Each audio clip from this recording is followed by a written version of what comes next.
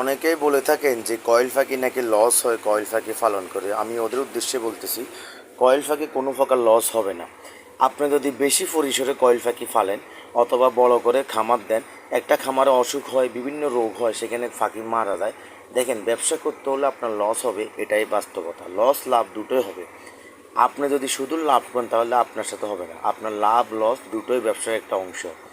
তো কয়েল পাখি যারা লালন পালন করে তারা অবশ্যই বাসা বাড়িতে 10টা 20টা কয়েল পাখি পালন করেন, কোনো সমস্যা হবে না, কোনো লস হবে না। আমার বর্তমান 3টে কয়েল পাখি রয়েছে। 3টে কয়েল পাখি আমার 1 কেজি খাদ্য কিনলে আমার ওদের পিছনে প্রায় 15 দিন লেগে যায় 1 কেজি খাদ্য খাইতে। অনেকেই জানে না যে কয়েল পাখি খাওয়ার চেয়েও নষ্ট করে বেশি খাদ্য। তো আপনারা ফলো রাখবেন, কয়েল পাখিকে যে পাত্রে আদার দিবেন বা খাদ্য দিবেন যেন নষ্ট করতে না পারে। নষ্ট করতে না পারলে আপনি দেখিয়ে না, আপনার একটা কয়েল পাখি দৈনিক আপনার 1 টাকার আদারও খায় না। 1 টাকার আদার আমি একটা হিসাব করলাম, 1 টাকার আদারও কয়েল পাখি দৈনিক খায় না। তাহলে একটা ডিমের দাম একবারে, যেখানে ডিমের মূল্য নেই সেখানেও 4 টাকা। আর এখানে তো আমি তো বিক্রি করি 5 টাকা, প্রায় জায়গাতে আমি নিজেও খাই বা বিক্রি করি 5 টাকার। তো যেখানে এটার দাম নাই সেখানেও কমপক্ষে 4 টাকা প্রতি পিস। তো আপনি একটা ডিম 4 টাকা আর একটা কয়েল পাখি আদার খায় 3 টাকা।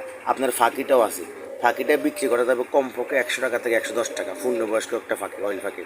তো অবশ্যই লস হবে না, আপনারা কয়েল পাখি ফালেন, কয়েল পাখির ডিম খান। ধন্যবাদ সবাইকে।